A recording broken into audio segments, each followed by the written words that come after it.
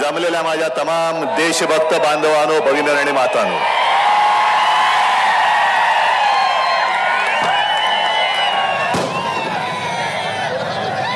काय बोलू मी तुमच्या प्रेमाने भारावून गेलेलो आहे. पण एका गोष्टीचा मला अभिमान आहे.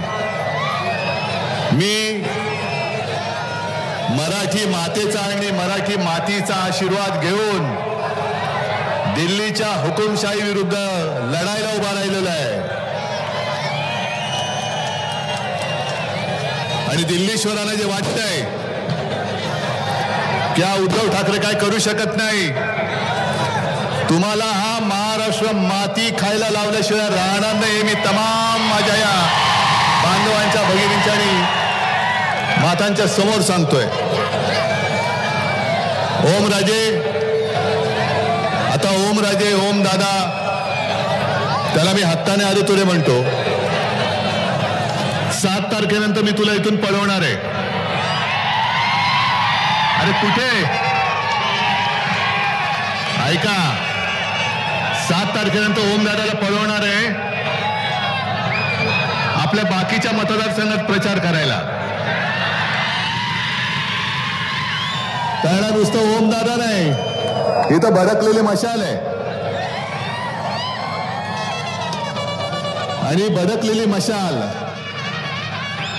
आणि तुम्ही सगळे जण दिल्लीचं हुकुमशहाचं तख्त जाळून टाकल्याशिवाय राहणार नाही, हा मला आता आत्मविश्वास आहे. आणि मी इथे आलोय तो ओम दादाच्या निष्ठेवरती, कैलासदादाच्या निष्ठेवरती, तमाम तुमच्या सगळ्यांच्या निष्ठेवरती आणि ओम दादा, कैलासदादा यांच्या कामाच्या जोरावरती मत मागायला मी आलेलो आहे. तुमचे आशीर्वाद घ्यायला आलेलो आहे. मी इथे जुगाड लावायला आलेलो नाहीये. काय तुमची मतं, तुमचे आयुष्य म्हणजे जुगाड, 400चा जुगाड लावलाय. हे सगळे लोक काय जुगारी आहेत. विषय सगळे तुम्हाला माहिती आहेत. आणि निवडणूक खरोखर ज्याला म्हणतात ना की जनतेने हातात घेतले, तशी तुम्ही सगळ्यांनी ही निवडणूक हातात घेतलेली आहे.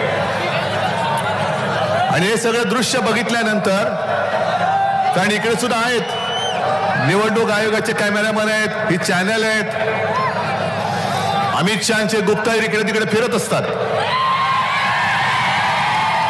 त्या गुप्तहेराने सांगतो आमच्याकडे गुप्त काय नाही, आहे तो सगळा उघडा बाजार आहे, उघडा कारभार आहे, बाजार नाही कारभार.